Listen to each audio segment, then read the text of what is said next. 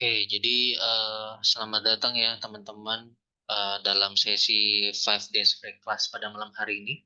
Sebelumnya perkenalkan terlebih dahulu, namaku Sigit Sasongko selaku mentor untuk malam hari ini ya, mentor data analis. Kemudian kita akan melanjutkan lagi untuk materi-materi yang sebelumnya, tapi mungkin sesuatu yang baru ya, baru tapi mungkin nggak terlalu berat gitu ya karena memang untuk 5 days free class ini kita hanya mengajarkan fundamentalnya saja. Kalau misalkan teman-teman tertarik untuk join untuk belajar lebih lanjut untuk materi data analisnya, teman-teman bisa join di kelas Edward karena di kelas Edward nanti ada kelas data analis yang dimana nanti akan diajarkan sama mentor-mentor yang udah profesional dan juga udah berpengalaman seperti itu. Nah, sebelumnya aku mau sapa dulu teman-teman. Makasih banyak atas waktunya Jeremy, Ade Setiono, Ahmad Wahidin, Alfiani, sama Citra. Karena sudah luangin waktunya malam hari ini ya. Kita akan sama-sama belajar. Oh iya, sampai scroll ke bawah ada Michael, Siti, Hayati, sama Tri ya. Ya, makasih banyak ya. Sorry. Jadi untuk malam hari ini aku akan membahas tentang Python sekali lagi ya. Nah, tapi mungkin kita sambil nge-review beberapa referensi ya dari Witri School. Seperti biasa, aku menggunakan Witri School ini sebagai wadah kita untuk belajar. Karena di Witri School ini kalau misal teman-teman pengen belajar basic, di sini lumayan lengkap. Ada HTML, CSS, JavaScript, ada React, ada Bootstrap, PHP, dan sebagainya. Bahkan kalau mau langsung to the point belajar tentang data science, di sini ada ya data science. Terus ada MongoDB, Postgres, dan sebagainya. Nah, tapi malam hari ini kita akan membahas tentang Python. Oke, jadi melanjutkan yang kemarin, itu sebenarnya kemarin kita udah sempat membahas MySQL join ya. Nah, MySQL itu sendiri adalah sebuah modul yang dimana kita bisa gunakan di Python, cara untuk konekin database menggunakan Python. Kita pakai nama modulnya itu MySQL Connector. Nah, melalui MySQL Connector nanti kita bisa masukin beberapa parameter. Ya, aku buka PyCharm dulu sebentar. Nanti parameter-parameter itulah yang akan membantu kita untuk connect ke database-nya. Tapi kita harus harus make sure dulu database-nya itu udah dinyalain atau belum gitu web servernya. Karena kemarin kita menggunakan localhost ya. Jadi kita menyalakan lokal server kita menggunakan XMPP. Nah, cuman malam hari ini mungkin aku akan membahas tentang reference dulu ya, Python reference dulu. Nah, kita nggak melanjutkan untuk yang join gitu. Mungkin di minggu berikutnya kita akan membahas tentang MongoDB ya. Tapi untuk MongoDB mungkin ini udah terlalu apa ya? Ya lumayan advance sebenarnya udah lumayan ini ya masuknya materinya. Jadi ada beberapa referensi di sini untuk awalan kita akan membahas ini satu persatu malam hari ini sekalian kita lihat contohnya ya. Jadi di Python itu ada namanya built-in function. Sebentar.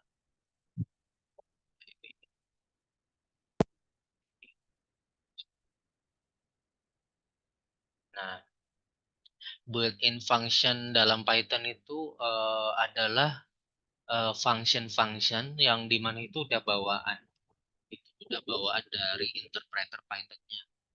Nah, contoh-contohnya itu ini apps ABS dalam kurung.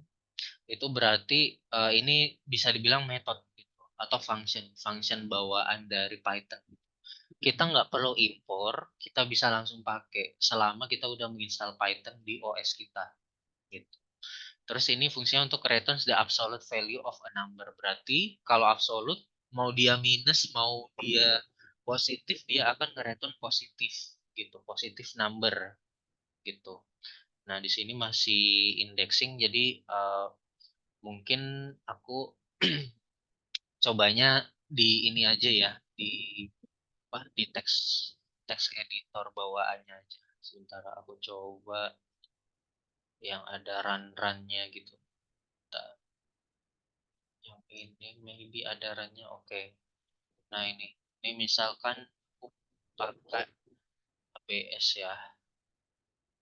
ABS di sini. Ini tuh kita nggak perlu impor lagi, kita bisa langsung ABS seperti ini dalam kurung. Misalkan ada angka 10, kita run nanti hasilnya ya udah angka 10 ini sebenarnya.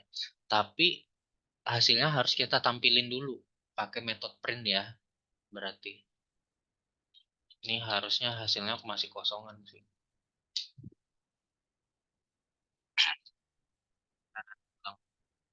Nah, ini hasilnya angka 10. Terus kalau misal apa di sini angkanya minus, nanti outputnya tetap jadi 10 gitu. Absolut kan berarti dia akan apa membuat bilangan itu positif, mau itu minus atau tidak gitu. Ya pokoknya dijadiin positif gitu. Gitu. Nah, ini udah built-in function. Terus ada all, returns true if all items in iterable object are true. Gitu. Nah, ini lebih ke apa ya? Kalau misal yang iterable object itu apa? Yang iterable object itu berarti yang list ya. Nah, returns true if all items in iterable object are true gitu. Jadi dia akan mengembalikan true jika semua item dalam objek yang di looping itu adalah true. Nah, ini kita langsung buka aja contohnya di sini. Nah, ini. Nah, ini misalkan ini semuanya true gitu. Terus aku pakai all di sini. Nah, dia akan nge-return true. Kalau misal salah satunya itu misal 0, aku run, ya di return false karena nggak true semua. Misalkan satu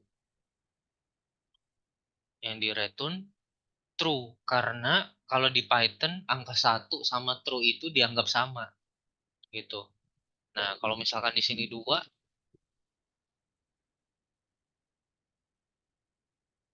nah kalau misalkan di situ dua, yang di return tetap true karena angka selain 0 itu dianggap true.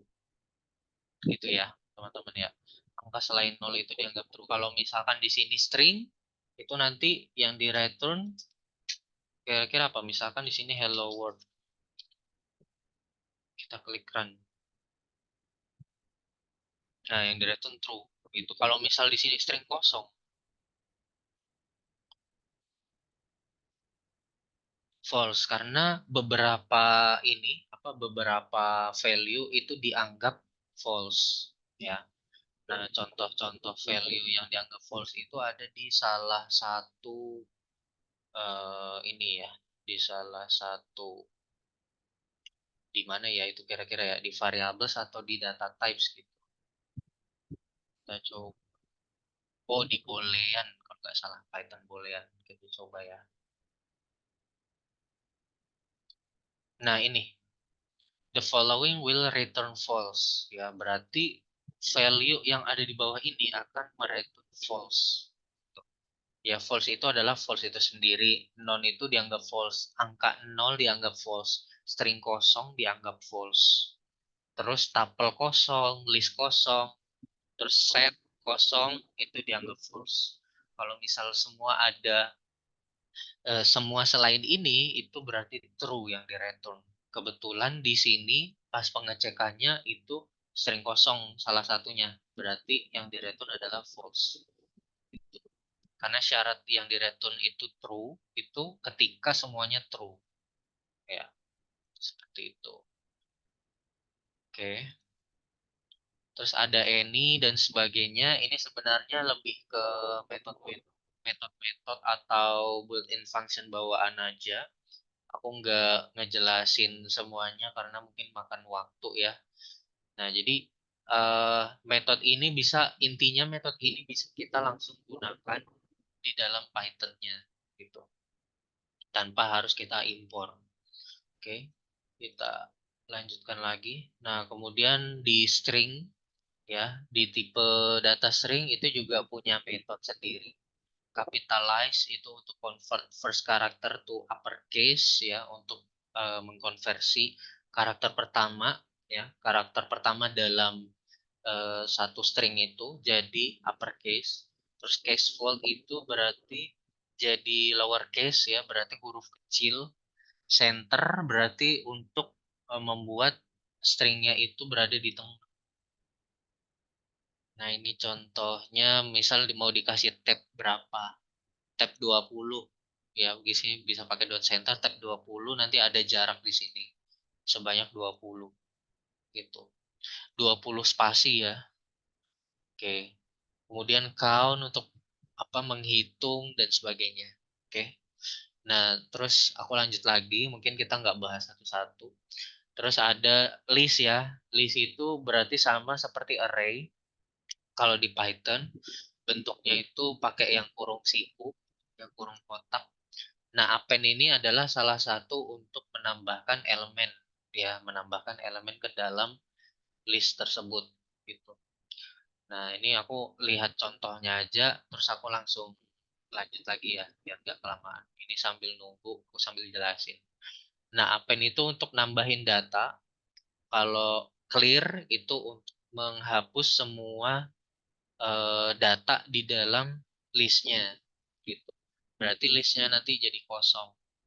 Copy itu berarti untuk mendapatkan kopian. Kopian itu berarti duplikatnya, gitu. Kopian dari listnya, gitu. Nah, ini contoh ya. Kalau list itu kita pakai kurung kotak seperti ini. Kalau aku tambahin append orange di sini, dia akan menambahkan value baru di sini jadi orange seperti itu. Oke, tunggu sebentar. Jadi nambah value baru di sini. Oke, nah itu append. Nah, clear berarti untuk menghapus semuanya dan sebagainya. Gitu. Terus dictionary method juga mirip-mirip kayak list, cuman ada sedikit perbedaan. Kalau dictionary itu bentuknya kayak objek ya. Objek itu kalau apa sebutannya kalau di JavaScript. Nah, dia ciri-cirinya itu pakai kurung kerawal namanya atau curly brackets kalau bahasa Inggris. Nah, apa dictionary itu dia mirip seperti list tapi dia punya key ya, punya indeks. Indeksnya itu dia punya nama gitu, ibaratnya. Indeksnya punya nama. Jadi kita bisa apa? Bisa melakukan return terhadap semua nama. Terus kita bisa return terhadap semua value yang ada di dalamnya. Gitu. Bisa pakai ini. Nanti. Oke. Terus ada tuple.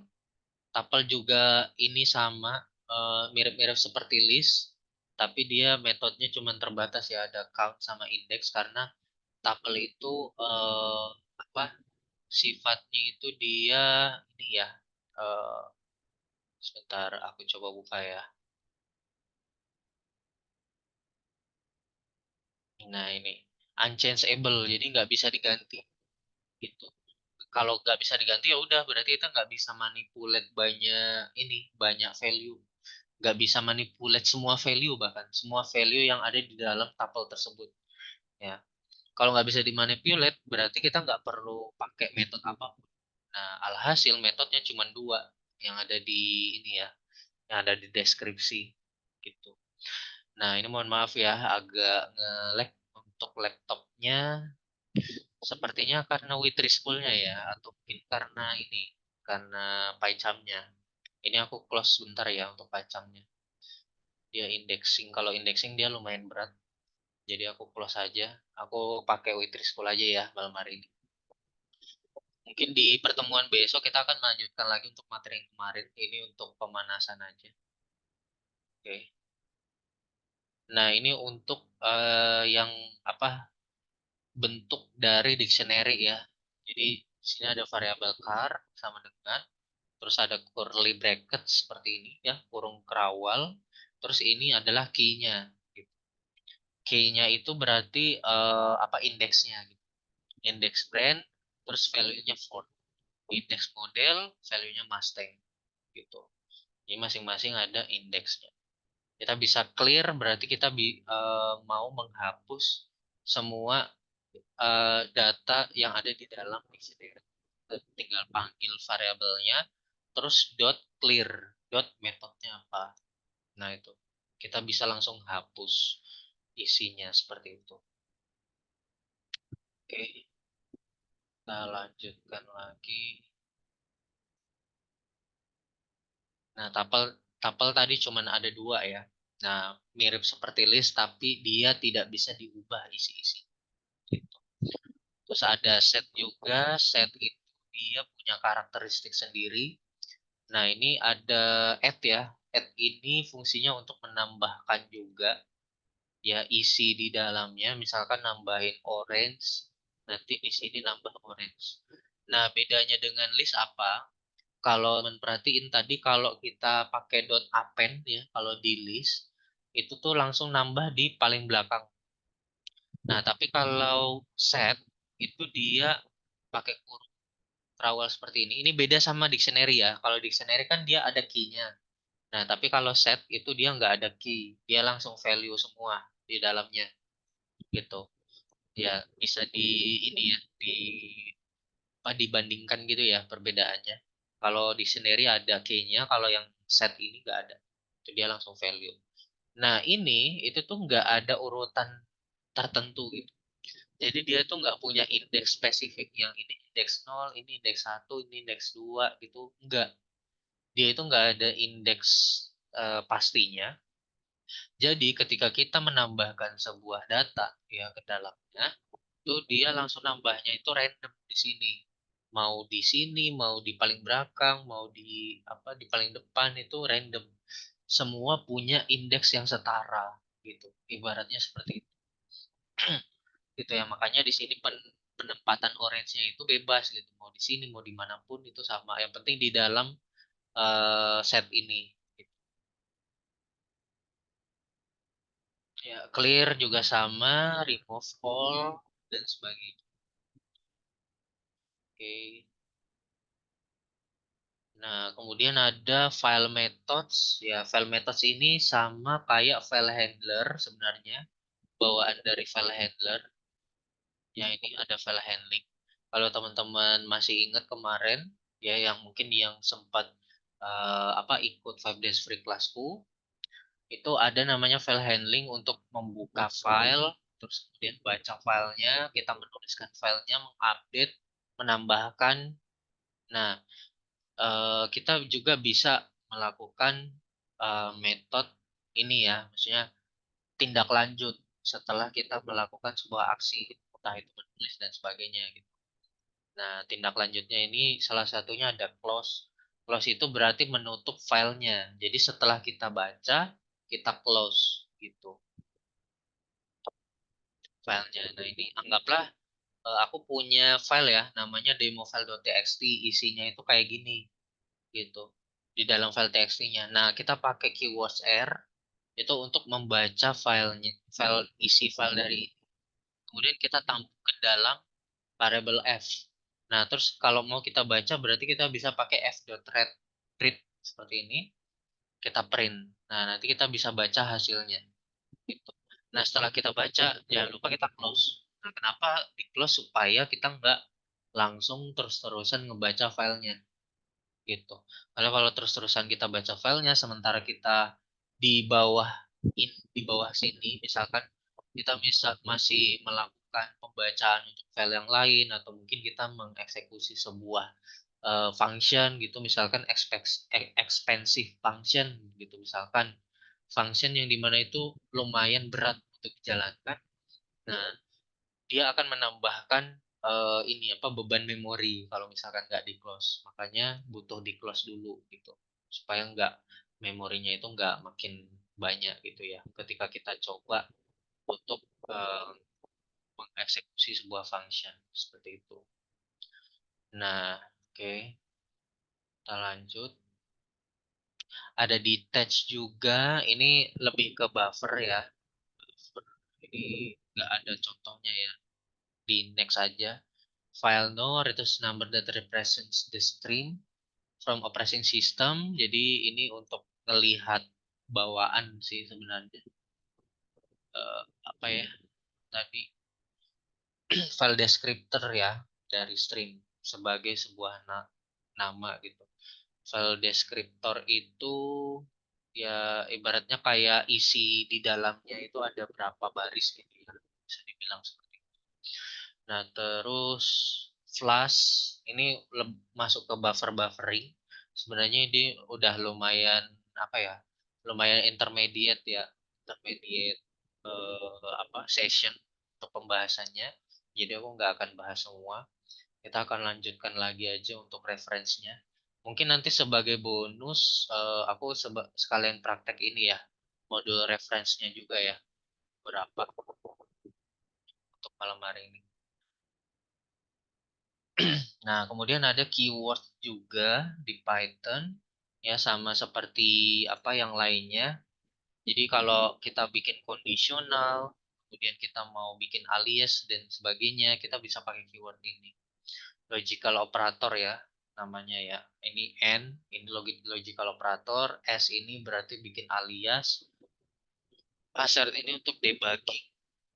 Ya, ini keyword-keyword basic sebenarnya, tapi cukup sering digunakan. Terus ada namanya exception juga. Exception ini digunakan untuk mendapatkan error gitu, atau bukan mendapatkan ya, tapi menangkap. Sorry, menangkap error. Nah, contoh misal aku punya error apa? Ada formula nih, aku bikin sebuah formula gitu di Python. Nah, tapi formulanya itu ini apa? Dibagi nol gitu. Kan bilangan kalau dibagi nol itu kan jadi tak terhingga ya, atau tak terdefinisi gitu, karena tidak ada habisnya gitu pembagiannya gitu. Nah, itu bisa kita tangkap error tersebut menggunakan ini, arithmetic error. That's when an error is in numeric calculation, ketika ada perhitungan numerik gitu. Jadi kita bisa pakai arithmetic error itu untuk menangkap errornya gitu. Nah, assertion error itu untuk bikin apa? Menangkap error dari statement fails. Statement fails itu contohnya misalkan kita apa ya? Ada salah salah kasih apa? Salah penempatan petik gitu contoh, atau ada salah format number gitu. Nah, itu assertion error. Atribut error itu untuk assignment ya. Kalau misalkan ternyata yang nilai yang diisi itu berbeda gitu ya dengan eh, yang diharuskan, itu bisa ditangkap menggunakan atribut error. Nah, ini kita nggak bahas semuanya, kita cuma review aja. Nah, kalau yang ini sebenarnya lebih ke glossary-nya aja ya. Apa kayak semacam apa contoh-contoh dari ini yang yang sudah kita coba lakukan di atas ini ya, di materi-materi atas itu. Kita mau lihat glossary-nya, itu berarti kayak kamus-kamusnya aja gitu. Oke, kita coba masuk ke modul ya. Nah, jadi di dalam Python itu ada namanya konsep modular. Nah, modular itu apa? Modular itu adalah sebuah pustaka gitu, atau bisa dibilang itu kayak buku, buku modul gitu. Kalau teman-teman apa di sekolah atau kuliah itu kan kalian kan ada ininya ya, media untuk belajarnya gitu. Media belajarnya apa? Nah, di dalam buku itu kan ada banyak apa ya, ilmu kan. Nah, ibarat itu ilmunya itu dibaca terus diimplementasi di apa kehidupan gitu, kehidupan nyata gitu. Atau mungkin kalau kalian baca matematika, nanti implementasinya pada saat perhitungan. Misal kalian buka toko kelontong, ada perhitungan apa kembalian atau total gitu kan. Pengaplikasiannya di situ. Nah, sama di Python juga ada namanya modul. Modul itu adalah buku-buku yang sudah di-develop oleh para developer. Kemudian sesama developer atau semua orang, kalau emang itu open source, itu bisa menggunakan modul tersebut untuk membantu kita membuat sesuatu. Nah, ini contoh ada namanya random modul gitu. Nah, modul ini digunakan untuk membuat random numbers. Nah, random numbersnya itu ada macam-macam metode built-in functionnya. Ya, itu ada seed. Ini untuk membuat apa? Membuat angka secara acak gitu, tanpa harus kita pakai modul. Nah, apa? tanpa harus kita pakai modul math.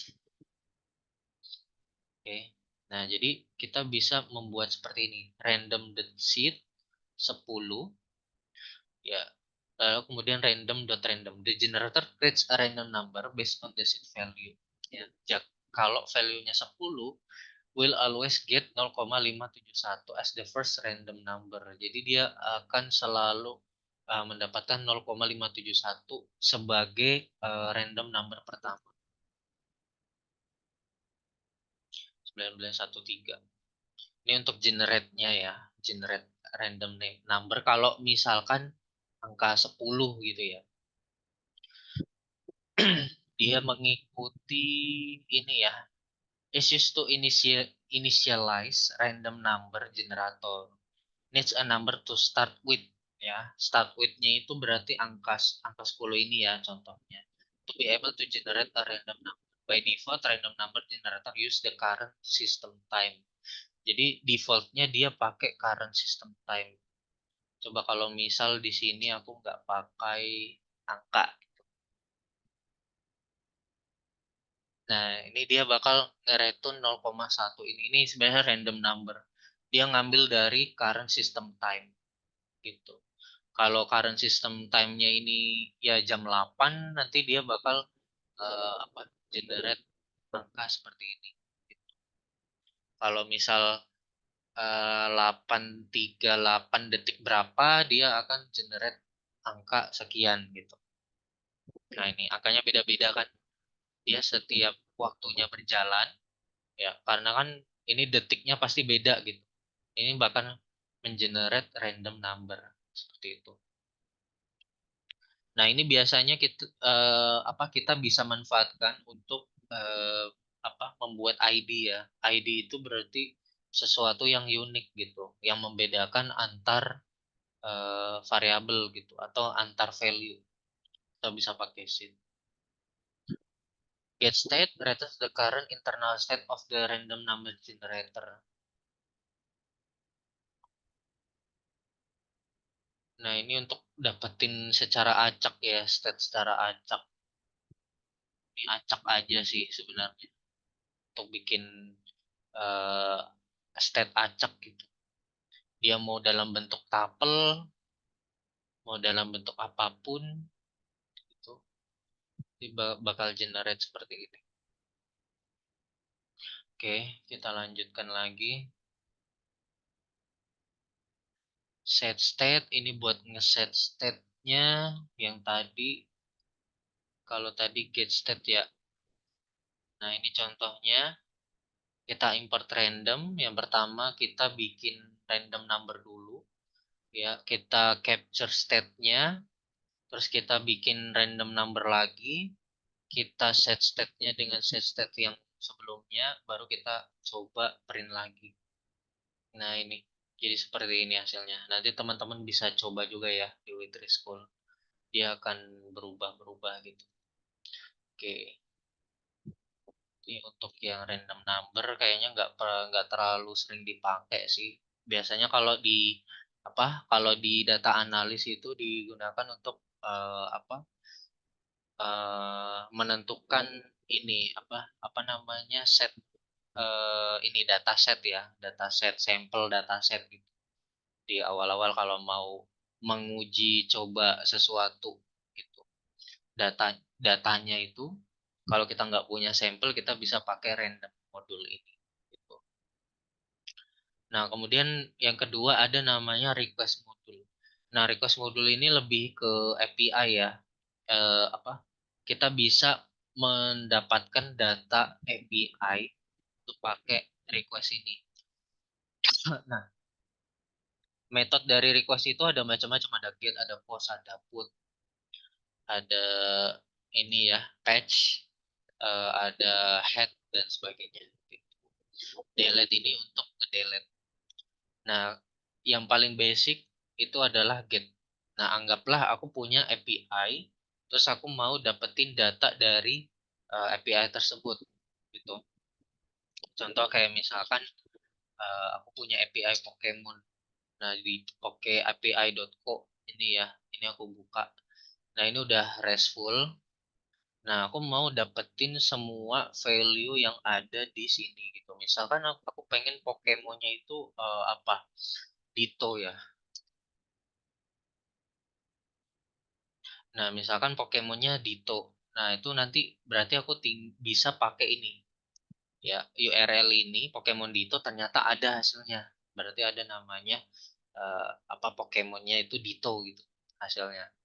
Nah, berarti aku mau coba untuk konsum data dari res ini gitu. Oke, aku pakai Visual Studio Code aja ya. Kalau PyCharm kayaknya lama banget. Nah, ini aku open folder aja yang ini aja deh, yang EduWork ya.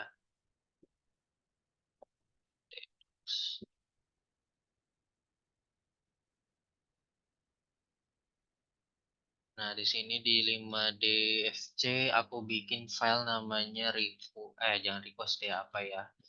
Sample request.py seperti ini. Nah, aku mau coba konsum untuk Pokemon API ini ya. Nah, berarti aku bisa import request dulu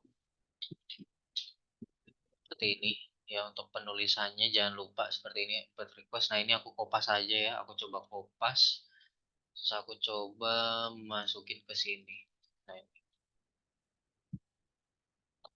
Nah, ini aku coba ini ya, jalankan sebentar.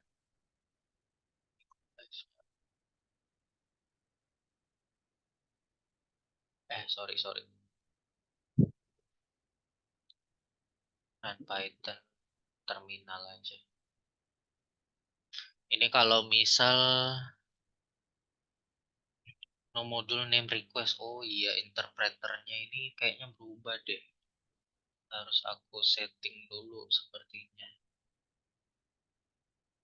Reference. Iya, ini kemarin interpreternya aku sempat ubah, guys. Aku coba balikin dulu ke Python 9 ya. Ini udah Python 12, jadi aku ubah dulu sebentar. Coba Python strip V. Sorry, salah version harusnya. Key exit,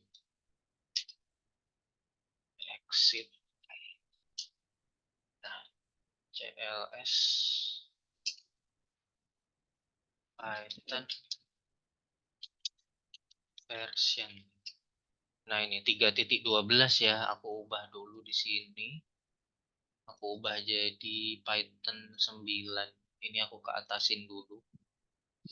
Kalau pakai Windows, jadi nanti teman-teman bisa ubahnya di environment variable. Terus ini aku ke atasin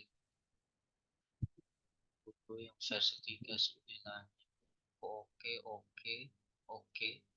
Terus aku coba restart lagi, aku buka, aku cek lagi Python versionnya.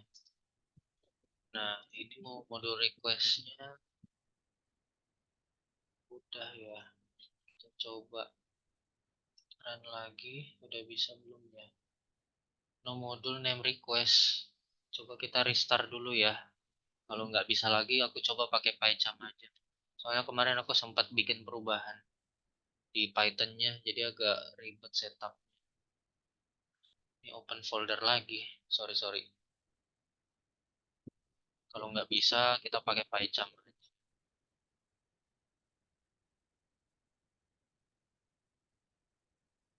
Nah, ini sample request.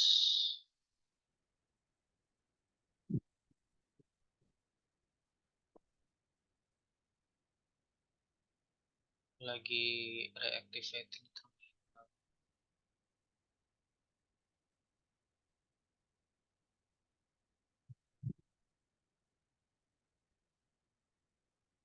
Coba ya.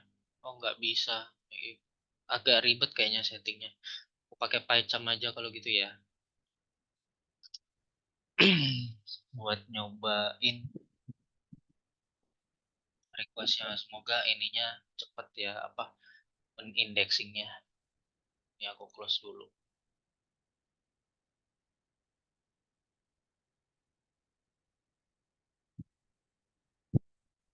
Nah, jadi nanti hasil dari requestnya itu kita bisa langsung print seperti ini. Misal apa HTML dari Witri School gitu ya. Nah, ini kita bisa masukin link HTML di sini langsung gitu. Nah, ini masih indexing, kita sambil nunggu aja. Udah bisa langsung di-run nggak ya? Coba sebentar.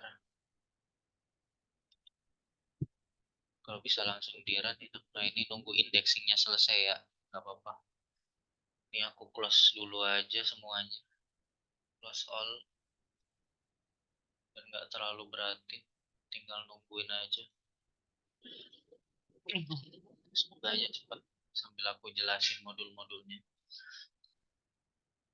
Ya, intinya seperti itu. Kalau request get itu kita bisa dapetin data. Nah, datanya itu bisa dalam bentuk JSON, bisa dalam bentuk teks, bisa dalam bentuk apa CSV gitu kok. Ya, tergantung dari ininya ya, dari REST API-nya. Kalau REST API-nya itu responnya itu bentuknya JSON, berarti nanti hasilnya JSON gitu.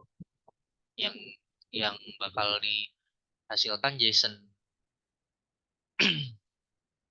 itu di sini pada saat kita print seperti itu. Nah, ini lumayan menarik sebenarnya. Eh, tapi kita coba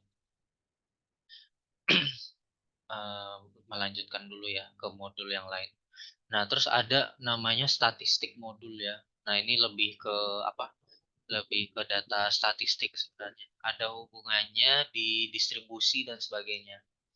Nih, kalkulus harmonic mean ya. Ini kalau misal kita mau pakai statistik modul, tinggal pakai dot harmonic underscore mean gitu. Jadi kita lihat aja contohnya. Nah, misal kita punya list seperti ini ya. Kita coba cek. Nah, kita punya list seperti ini, nanti dia bakal mendapatkan nilai rata-ratanya. Nilai rata-rata dari ini 40, 60, 80 itu berapa? Langsung dapat. Kalau kemarin kan kita pakai rumus ya. Berarti penjumlahan semua data ya, dijumlahkan terus dibagi banyaknya data. Dibagi tiga. Kalau kita pakai harmonic mean, kita bisa langsung. Kita mau pakai min juga bisa langsung sebenarnya. Ada bawaan Python juga ya min. Nah, ini masih indexing. Oke. Nah, ini juga bisa ya kalau mau yang aku bilang tadi mau pakai min langsung bisa. Nah, median ini berarti nilai tengah.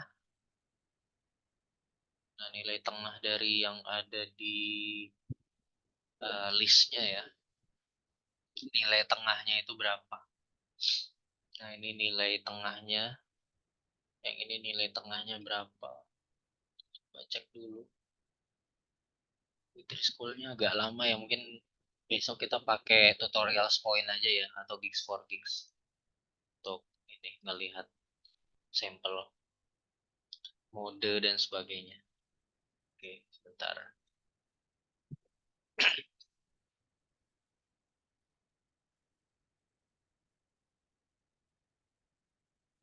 Oke, kemudian ini aku tunggu aja nggak apa-apa. Agak lemot. Mohon maaf ya teman-teman ya, gara-gara buka editornya.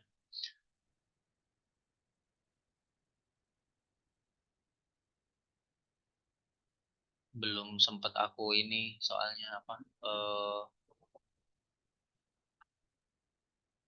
hapus-hapusin jadi indexingnya banyak sepertinya.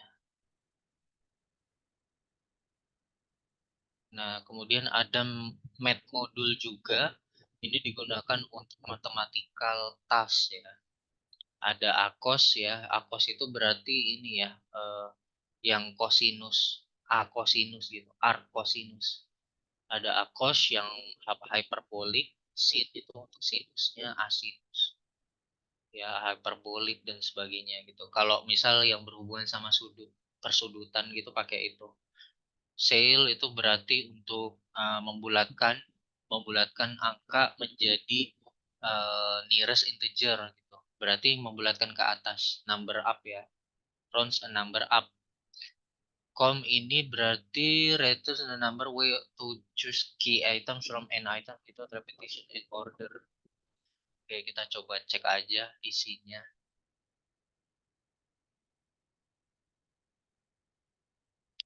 Number of possible combination. Oh iya, berarti kita bisa dapetin kombinasi dari angka 7 sama 5 itu ada berapa kombinasi gitu.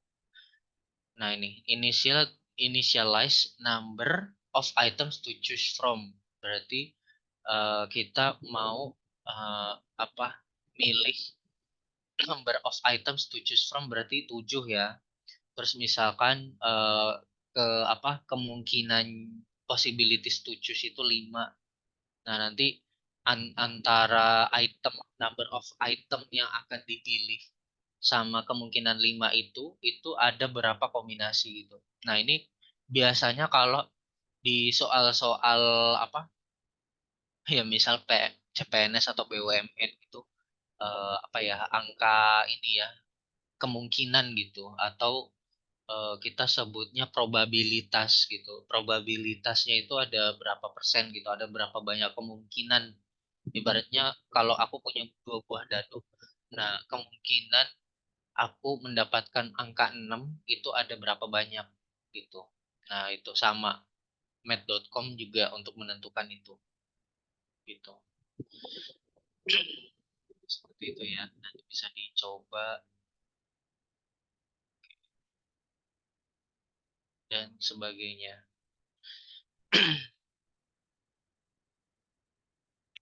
Kemudian ada si math module. Ini untuk yang kompleks number.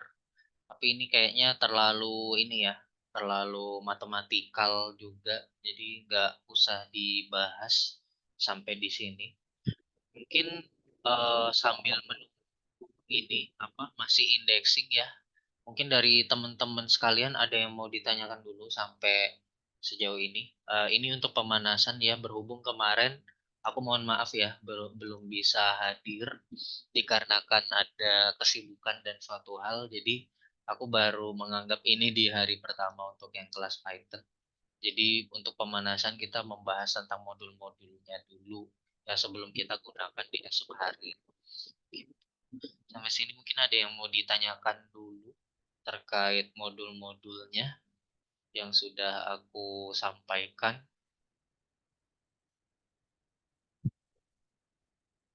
Kalau tidak ada, mungkin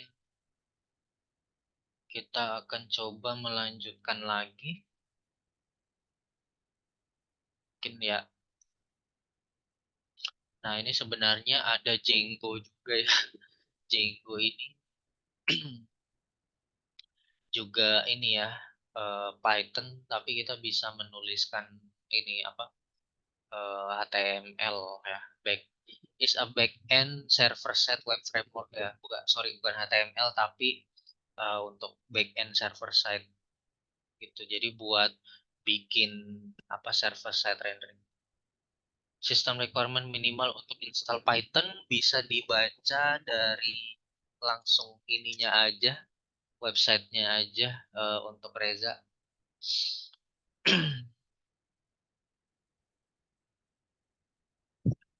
Spesifikasinya sih sebenarnya sih ada nggak ya? Coba kita cek ya. Ini cukup uh, al rilis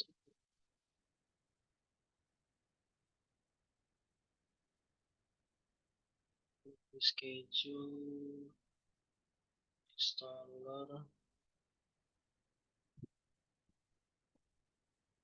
nggak nggak ada spesifikasi yang ini sih apa yang cukup krusial.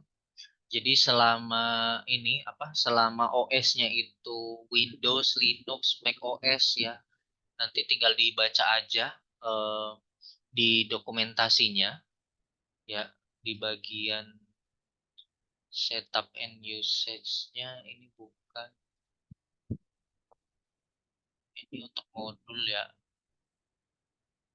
Hmm, ini manual FAQ, mungkin di FAQ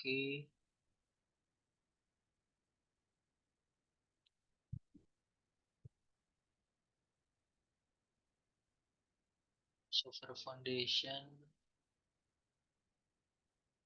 Nanti tinggal dibaca aja ya, Reza, untuk ininya, untuk spesifikasinya. Untuk spesifikasinya yang pasti ya, karena kan update terus ya untuk Python versionnya. Nah, jadi nanti bisa dibaca aja. Sejauh ini sih nggak ada yang ini ya, nggak ada yang krusial banget gitu. Nanti tinggal dibaca di changelog-nya aja. Hmm. Tinggal dibaca di docs-nya aja. Biasanya ada requirements-nya. Cuma kalau kemarin apa aku install langsung bisa gitu, soalnya emang ininya apa untuk spesifikasinya nggak dicantumin di sini. Mungkin dicantumin ya, cuman aku nggak terlalu baca juga gitu langsung di sini. Windows. Nah, ini Python for Windows. Yang pastinya 64 bit, 32 bit itu harus sama ya. Nanti disesuaikan sama bit OS-nya masing-masing. Terus nanti di sini dikasih tahu fitur-fitur baru, anotasi baru, deprecation. Deprecation itu berarti ada beberapa apa kayak metode atau function yang udah nggak ini lagi apa sebaiknya tidak dilakukan atau sebaiknya tidak digunakan, sorry. Sebaiknya tidak digunakan karena itu udah versi lama gitu. Yang versi baru itu lebih simple biasanya karena pengembangan versioning itu biasanya lebih simple. Jadi ada deprecation gitu. Nanti tinggal dibaca aja di Python-nya langsung. Cara installnya cukup mudah, tinggal di-download aja ekstensi. Kalau Windows ya berarti Exe. Kalau apa Linux nanti pakai DECDAP gitu ya biasanya. DAP apa DIP gitu aku agak lupa. Jadi tinggal diinstal pakai terminal. Nah, sebenarnya ada Django juga, cuman kalau Django ini dia udah combine sama elemen HTML seperti ini. Nah, mungkin nanti di sesi lain ya kita akan bahas ini. Karena ini cukup kompleks untuk Django. Nah, ini banyak banget nih. Kita bisa apa membuat script Python di dalam HTML gitu. Menarik ya untuk bikin ini apa HTML web server. Seperti itu, teman-teman. Ada yang mau ditanyakan lagi? Berhubung udah hampir jam 9 juga.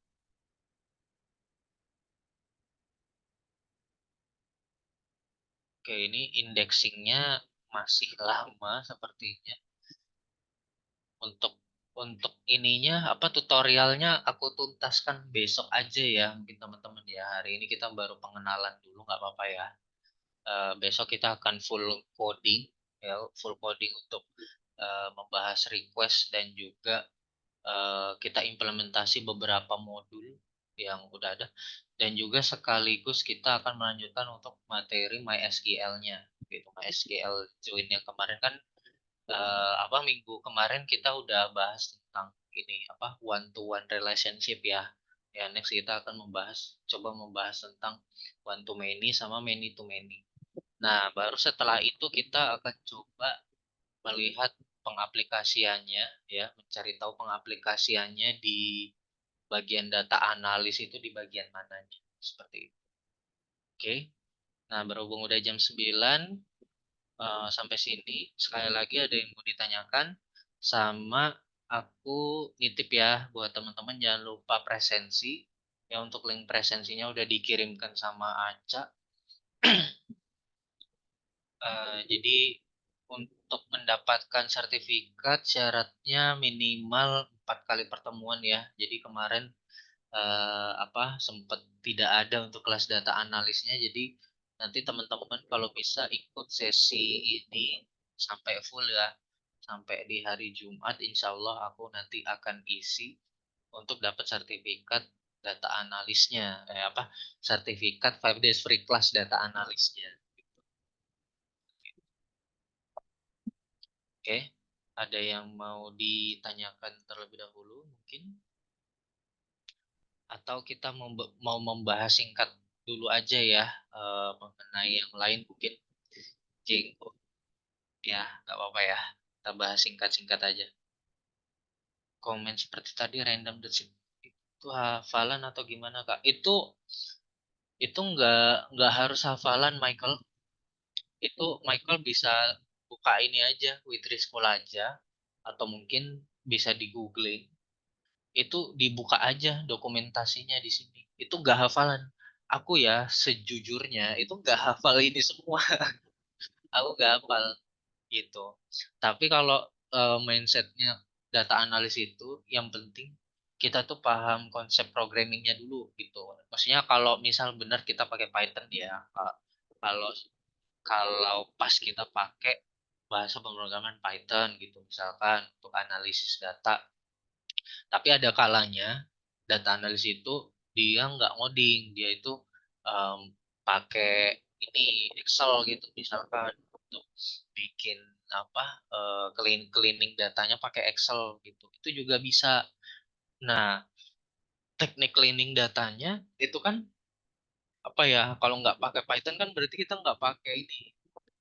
Kalau cleaning data kemarin itu kita pakai Pandas ya. Nah ini kita nggak pakai modul Pandas kalau buat cleaning data. Kalau kalau pakai Excel ya benar karena pakai Excel kan. Nah itu berarti kita langsung eh, apa implementasi lewat formula yang ada di Excelnya gitu. Nah itu kan berarti pemahaman terkait formula apa ya yang mau kita pakai kalau misalkan kita mau menghapus semua data yang kosong gitu. Maksudnya yang atau kita mau mengganti data yang kosong itu dengan data yang baru, value yang baru. Nah, berarti kita harus tahu. Nah, sama pemahamannya untuk untuk cleaning data kalau pakai Python itu berarti kita pakai Pandas. Nah, Pandas berarti pakai ngotot ini. Nah, itu kita nggak perlu pakai hafalan. Itu yang penting kita Itu bisa dibilang hafalan juga ya sebenarnya ya. Cuman kalau kita udah terbiasa pakai dan kita paham, sebenarnya itu nggak jadi hafalan, itu jadi ya sebenarnya jadi pemahaman kita gitu. Nanti kelak kalau kita mau cleaning data kita pakai modul apa aja gitu, kita dapat gambaran. Nah, melalui modul yang digunakan itu nanti ada beberapa metode yang kita bisa baca dokumentasi untuk kita terapin beberapa metode itu.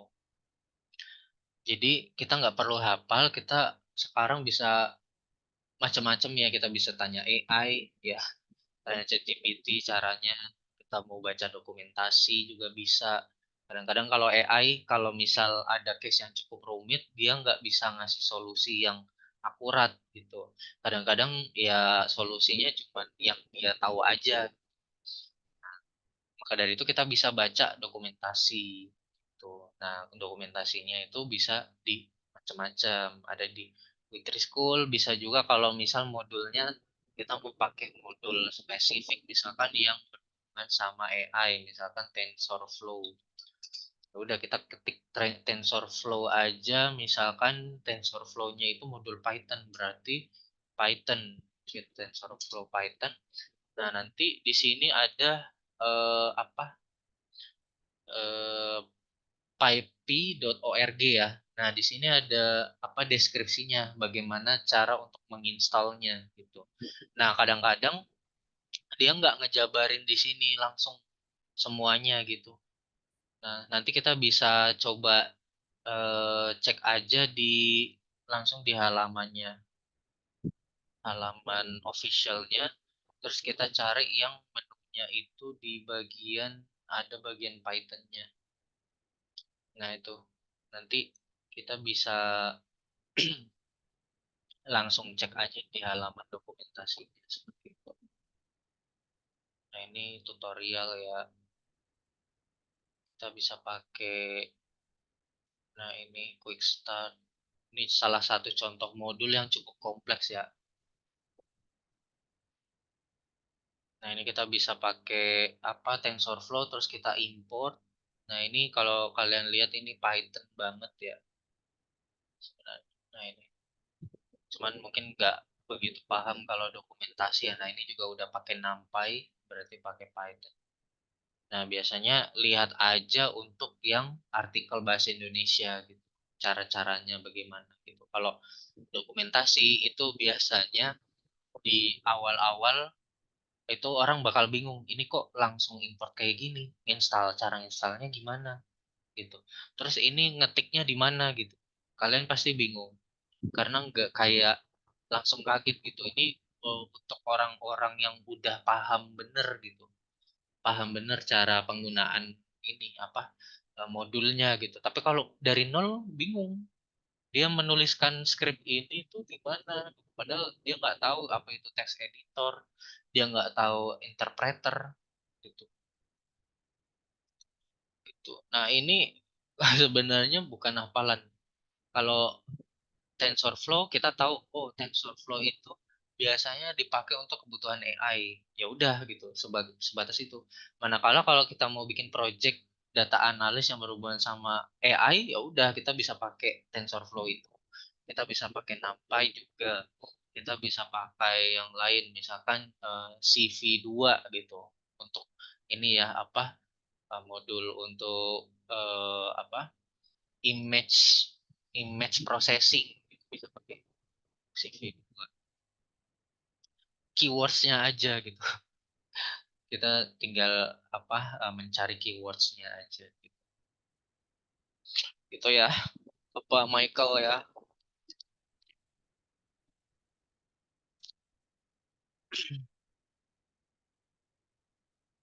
Apa ya masing-masing modul itu sebenarnya ada singkatan-singkatannya nih. Misalkan Pandas ya, Pandas itu apa ya kepanjangannya ya, aku agak lupa.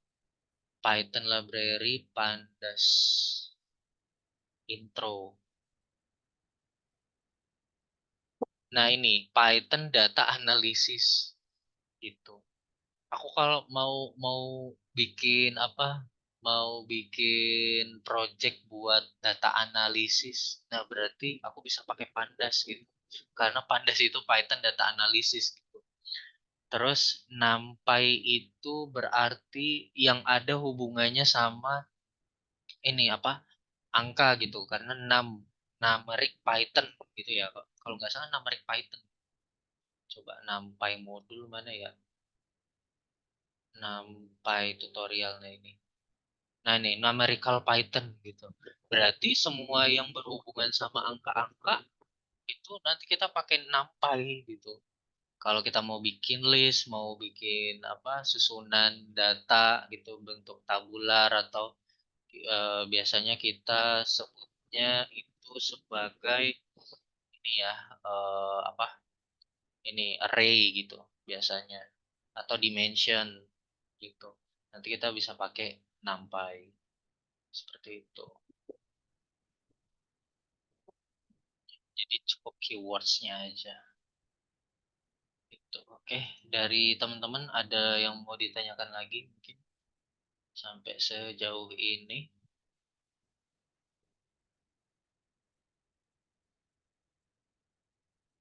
Oke, kalau tidak ada, kalau begitu aku izin akhiri aja untuk sesi malam hari ini ya. Kita besok akan melanjutkan lagi untuk materi joinnya ya, insya Allah.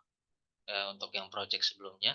Makasih banyak buat Jeremy, Ade, Ahmad, Christian, Citra, Ihsan, Michael, Reza, sama Siti Nurhayati karena sudah hadir.